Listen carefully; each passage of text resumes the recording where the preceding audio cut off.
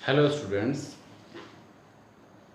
अज असी करांगे applications of determinant और उहदे विच है साडे कोल how to find area of triangle using determinant.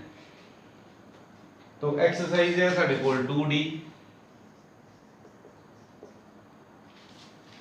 इहदे विच एरिया किसी भी ट्राइएंगल का जे उहदे vertices ABC x1 y1 x2 y2 x3 y3 इदा तीन वर्टिसिस दिते होण किसी ट्राइएंगल दे तां इहदा एरिया ट्राइएंगल का कड्ढण का फार्मूला यूजिंग डिटर्मिनेंट साडे कोल बनदा है x1 y1 x2 y2 x3 y3 1 1 1।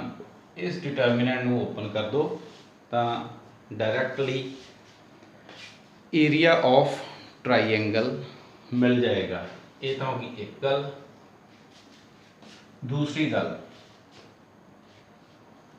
जेकर एरिया ट्राइएंगल का हो गया 0, this will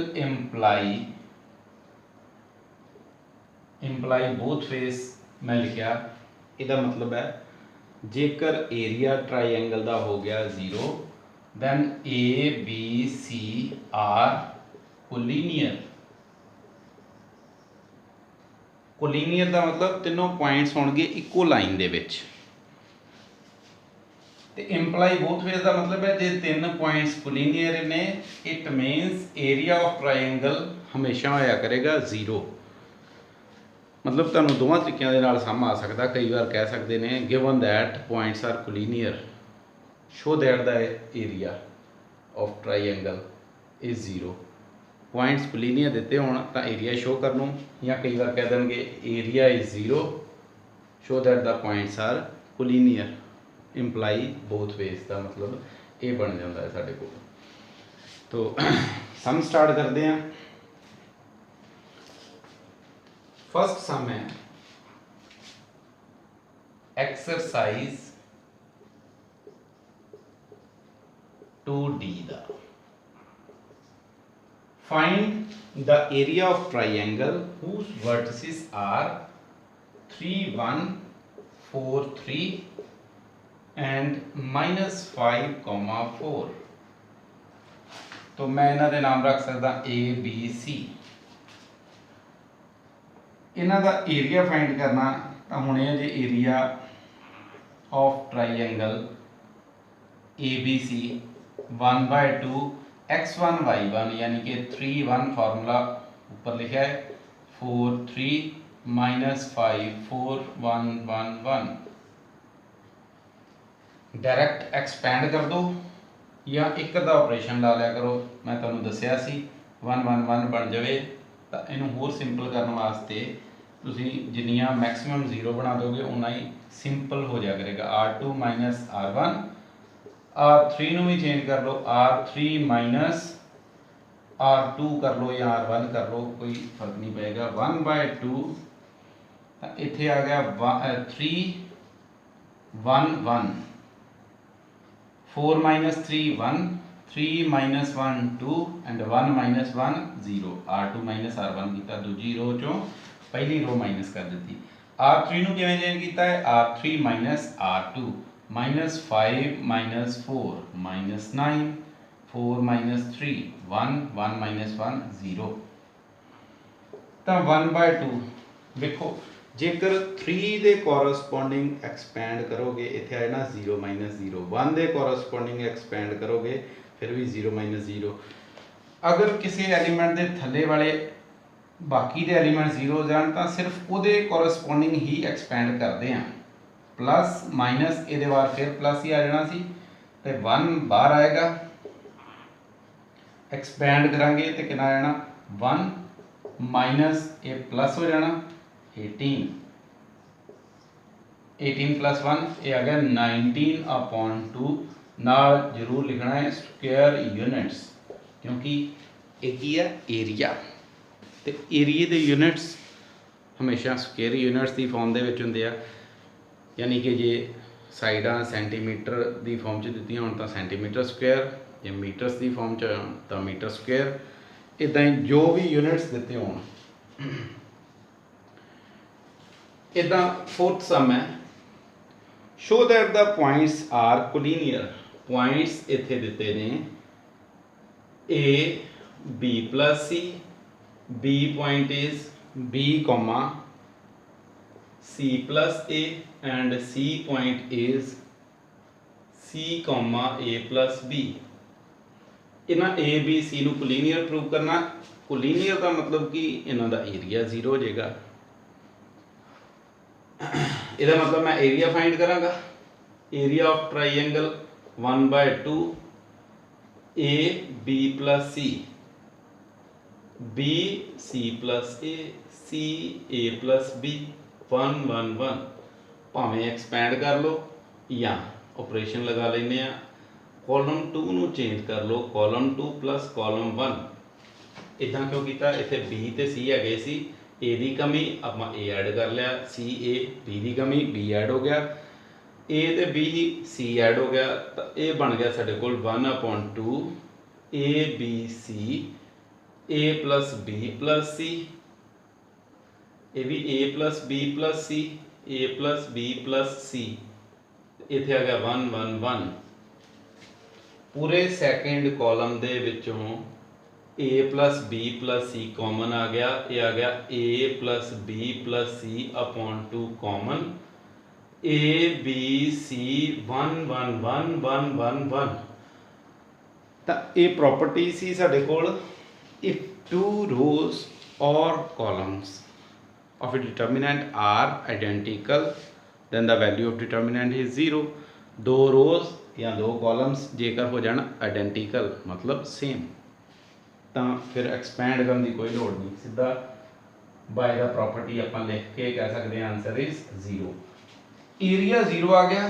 this implies that A B C are collinear.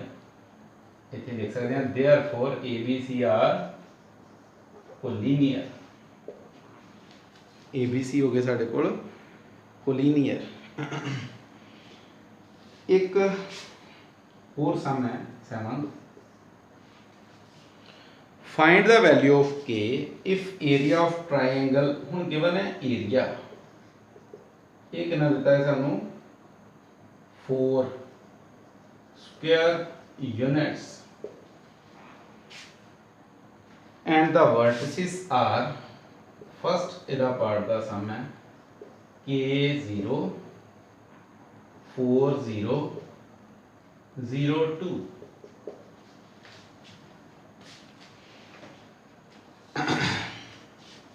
इस के की वैल्यू फाइंड करनी है। एरिया गिवन है, इसका मतलब गिवन दैट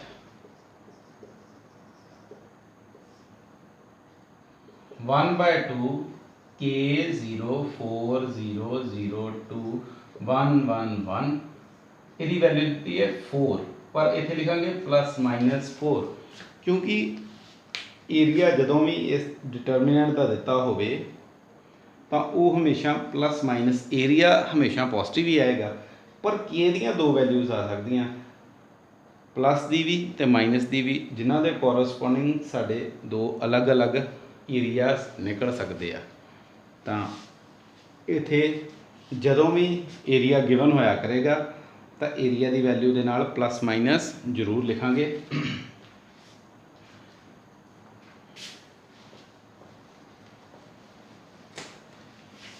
हुण इनू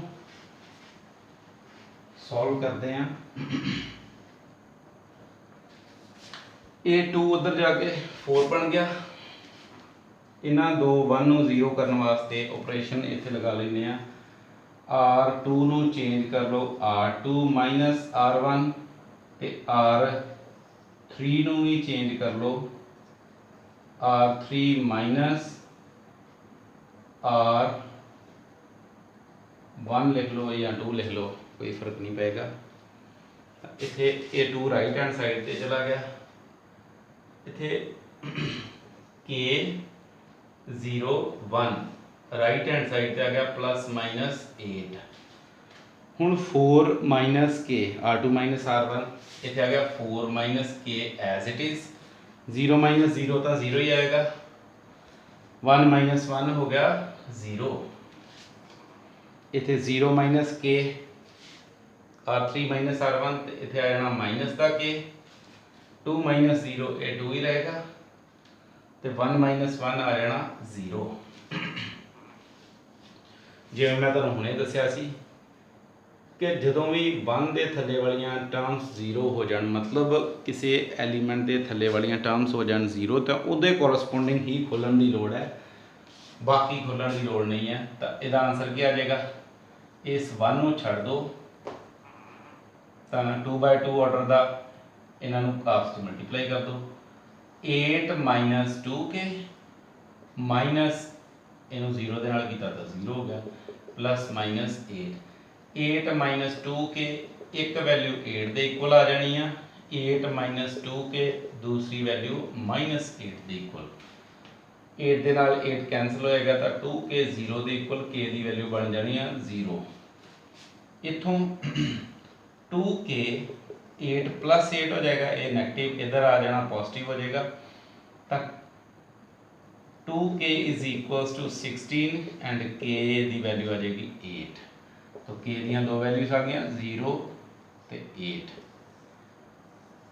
ये तुहाडा आंसर आ गया मतलब ये आ कि अगर k की वैल्यू 0 भरोगे तां भी एरिए का आंसर 4 आएगा क्योंकि एरिए का आंसर जे आंसर नैगेटिव आ जाए ना उन्होंने मॉड दे विच हमेशा लिखते हैं तो मॉड दे विचों दो वैल्यूज निकल आउंदियां एक प्लस की एक माइनस की के की वैल्यू 0 पुट करने नाल भी 4 ही आंसर आएगा एरिए का के की वैल्यू 8 पुट करने नाल भी 4 ही आंसर आएगा ये तुसीं वैल्यूज पुट करके चैक भी कर सकते हो हुण एक थोड़ा जिहा डिफरेंट है find the equation of line joining statement ध्यान नाल सुननी है फाइंड स्टेटमेंट्स तुसीं बह के लिख भी सकते हो जो नोट्स बना रहे हो तो इन्हां दे नोट्स बनाने जरूरी ने जिहड़े चैप्टर आपां कर रहे हैं इन्हां दे नोट्स नाल नाल कॉपी पेन लैके तो नाल नाल नोट्स बनाया करो find the equation of line joining 1 2 3 6 ये दो पॉइंट्स होंगे साढ़े कोल ए तो बी इन्हां दा मैं नाम रख लवां इन्हां दो पॉइंटां नूं जॉइन कर दी इक्वेशन यूजिंग डिटर्मिनेंट बनानी है तो एक पॉइंट ये सपोज कर लेने सी इहदा मतलब A B C are collinear का मतलब इन्हां अगर ए पॉइंट के कोऑर्डिनेट्स दिते ने साढ़े कोल 1 2 बी पॉइंट के कोऑर्डिनेट ने 3 6 विच किते भी this is not a mid point कोई भी पॉइंट हो सकता any point on the line A B line के उपर है तो एक्स वाई मैं सपोज कर लिया इसका मतलब इसका एरिया 1/2 जेकर ये एक लाइन आ तो 1 2 एक्स वाई 3 6 1 1 1 ये 0 के इक्वल आएगा इसका मतलब तो यही है ना जेकर ये तीनों पॉइंट एक लाइन के उपर ने एक मैं विच किते भी पॉइंट सी सपोज कर लिया एक लाइन के उपर ने इसका मतलब जे इस तिना ए बी सी तो कोई आप एरिया ड्रॉ करने की कोशिश करिए तो एरिया क्या आ जाएगा 0 तो बस इनू एक्सपेंड करना इक्वेशन मिल जाएगी R2 नू चेंज कर लो R2 माइनस R1 R3 नू भी चेंज कर लो R3 minus R1 2 right hand side पे हो गया 0 जाके 1 2 1 x minus 1 y minus 2 0 3 minus 1 is 2 6 minus 2 4 ते 0 ਇਹਦਾ आंसर आ गया 0 ਹੁਣ ਕੱਲੇ 1 ਦੇ ਕੋਰਸਪੋਂਡਿੰਗ एक्सपेंड करने की लोड़ पैगी तो 1 ਦੇ ਕੋਰਸਪੋਂਡਿੰਗ करांगे तो सिर्फ ए क्रॉस मल्टीप्लाई होगी इस वन के कोरसपोंडिंग, बाकी तो पहले ही 0 हो जाने। ये क्या होगा 4x minus 4 minus 2y plus 4, ये 0 के इक्वल आ गया।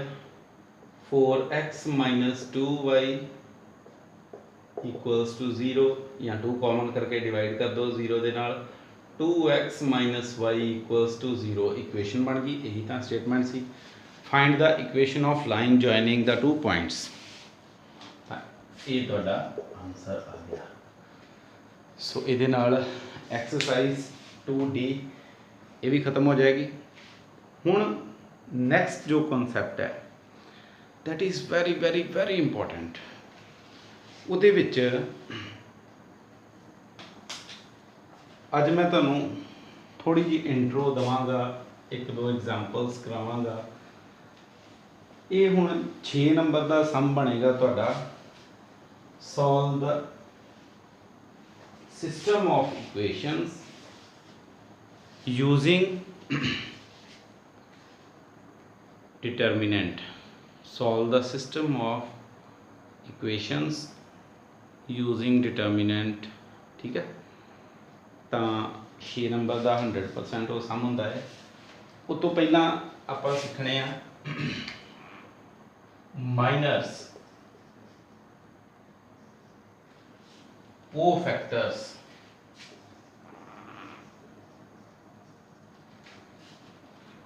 सब तो पहला होंदे ने एलीमेंट्स।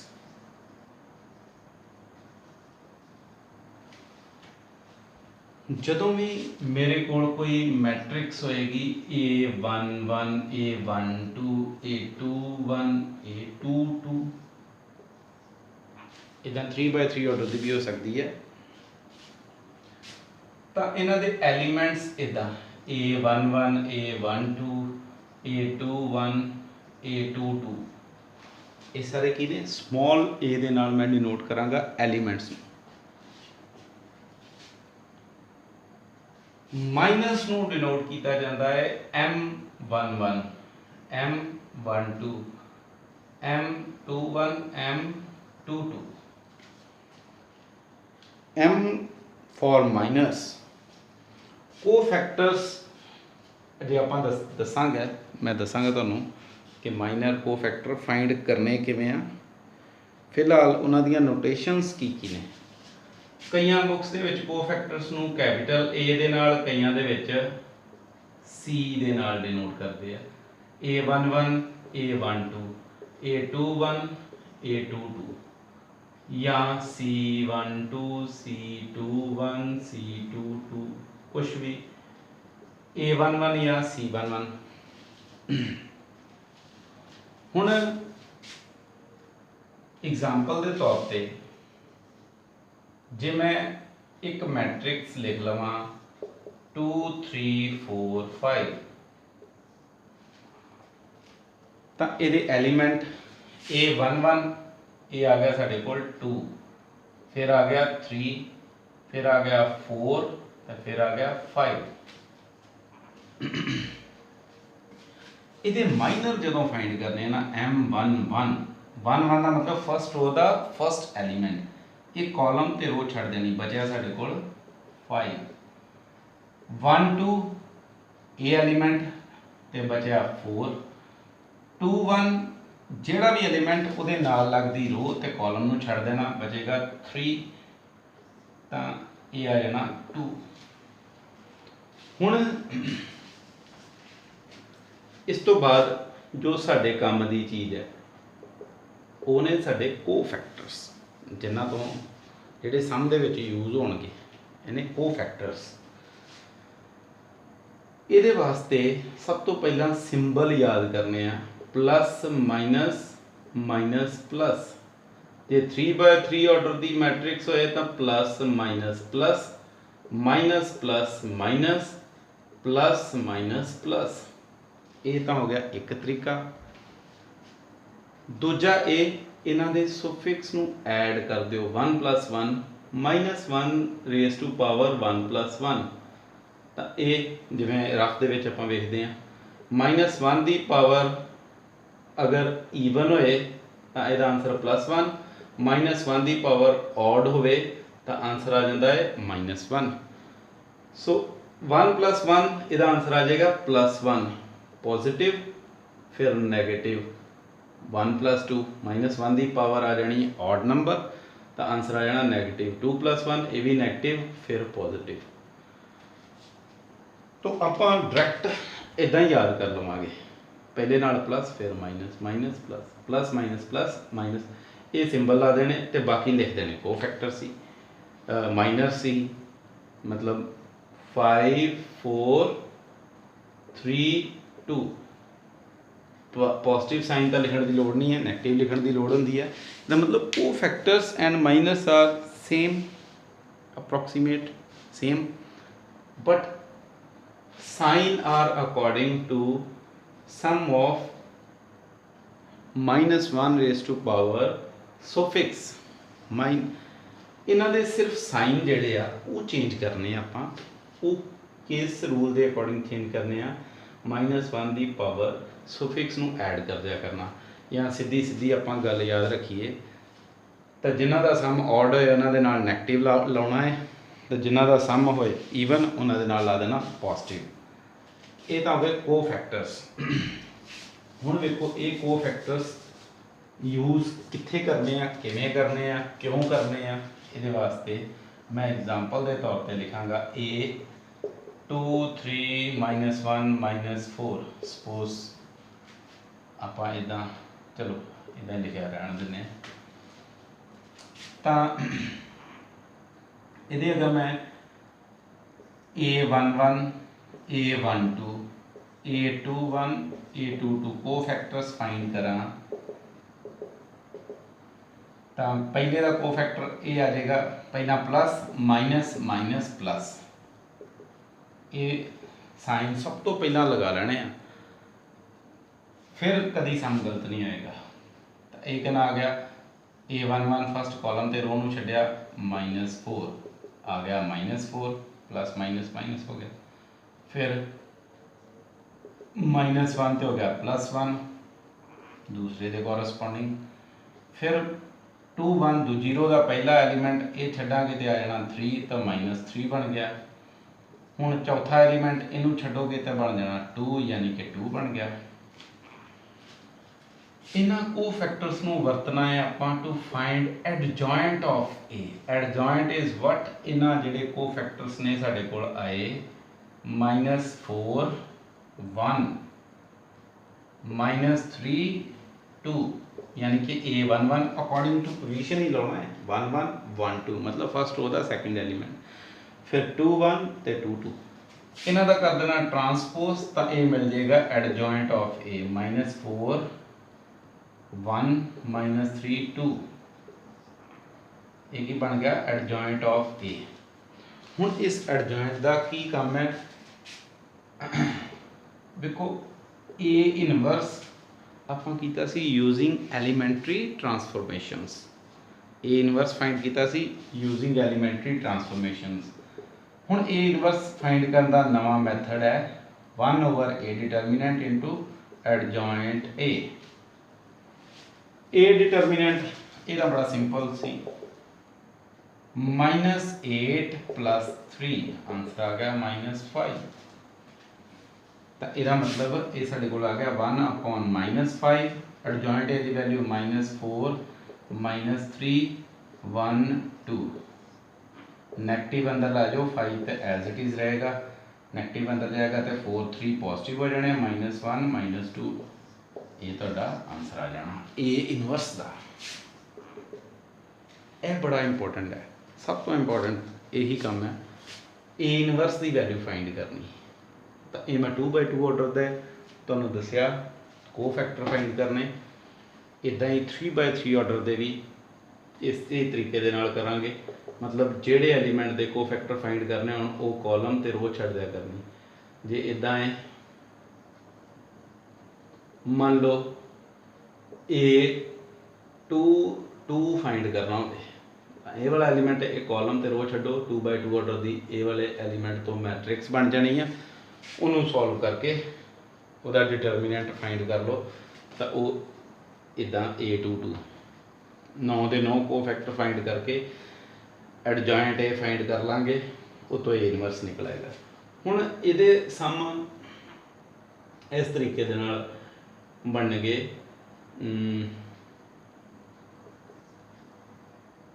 ए तुहानूं दिता हैगा 2 3 1 4, B 3 1 2 5, सपोज इदां दा मैं लिख लेना, तो ये भी रिवर्सल दा इनवर्स दे विच आ जांदा।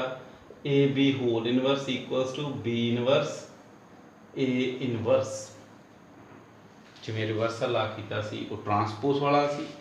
ए इनवर्स का भी बिल्कुल इसी तरीके दे नाल इहदे लई मैं तुहानूं मोटा मोटा दस देना। ए बी पहला फाइंड करो, फिर ए बी का डिटरमिनेंट फाइंड करो, इदां स्टैप बाय स्टैप। उस तो बाद एडजॉइंट ए बी फाइंड कर लेना, ठीक है। तो फिर ए बी का इनवर्स वो किहदे इक्वल आ जाना 1/AB determinant into adjoint A B. Right hand side ली बी का डिटरमिनेंट फाइंड करो, ठीक है। फिर अच्छा एक गल गल्लां दे विच रह गई, कदी भी इनवर्स फाइंड करन लग्या सब तो पहला डिटरमिनेंट फाइंड करया करो, जे वो नॉन जीरो आवे तां ही फरदर सॉल्व करना। जे कदी जीरो आ गया इन्हूं बोलते सिंगुलर नॉन सिंगुलर, सिंगुलर ते non singular. If A determinant is zero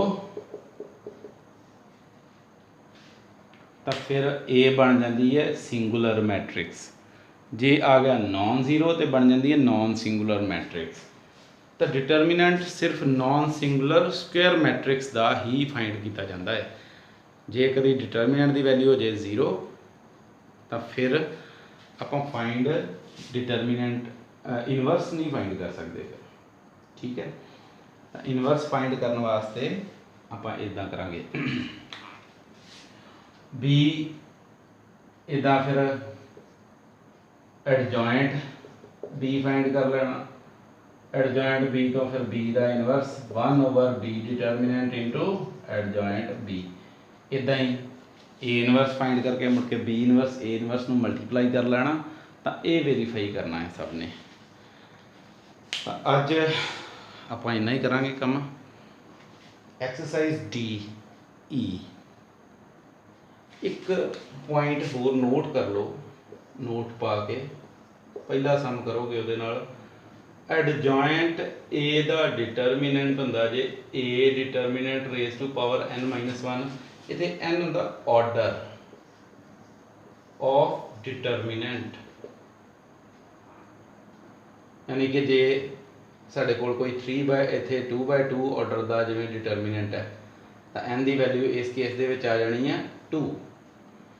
adjoint A का कई बार इदा ए डिटरमिनेंट की वैल्यू दे देंगे 3, n की वैल्यू दे देंगे 2 यानी 3 मान लो, तो फिर कह देंगे एडजॉइंट ए डिटरमिनेंट फाइंड करो, वो बन जाना साढ़े कोल 3 टू पावर n-1 2, 9 आंसर आ जाएगा। हुण ये सारे सम तुसी करने हैं exercise 2D and 2E। E exercise दे विच सिर्फ माइनस से कोफैक्टर ही फाइंड करने कहे गए ने। F एक्सरसाइज एक्चुअल दे विच मैं तुहानूं काम करवाया है। F एक्सरसाइज सारिया ने जिन्हें भी हुण मैं PDF सेंड करा वो करने आ। तां अज दे लई इदां दे सम भी होणगे, कोई मैट्रिक्स A B दे देणगे तो कहेंगे वेरीफाई करो A adjoint A into A is equals to adjoint A into A is equals to A determinant I। मतलब A मैट्रिक्स जो भी दी जाएगी इस तरीके दे नाल उन्होंने वो एडजॉइंट दे नाल मल्टीप्लाई करना, या एडजॉइंट नूं ए दे नाल मल्टीप्लाई करना, या ए दा सीधा डिटरमिनेंट फाइंड करके उन्होंने आई दे नाल मल्टीप्लाई कर लेना। तिन्हां दे आंसर आउणगे सेम, ठीक है। तो हुण इन्ना ही आप काम करांगे अज, बाकी नैक्सट लैक्चर दे विच जो भी होएगा वो किया जाएगा। ये मैं तुहानूं जिहड़ी भी बुक तुसीं चाहो फॉलो कर सकते हो। स्पैक्ट्रम की बुक है साडे कोल, NCERT दे तां सारे सम हो ही जाते हैं ऑलमोस्ट।